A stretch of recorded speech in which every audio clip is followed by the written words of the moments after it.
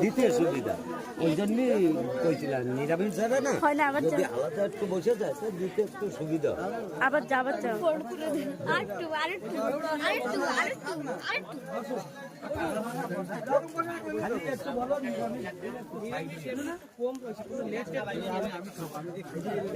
সব উঠে গেছে। ঠিক আছে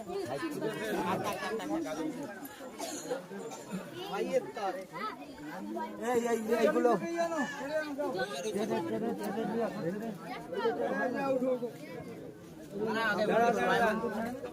ওই মাথা তো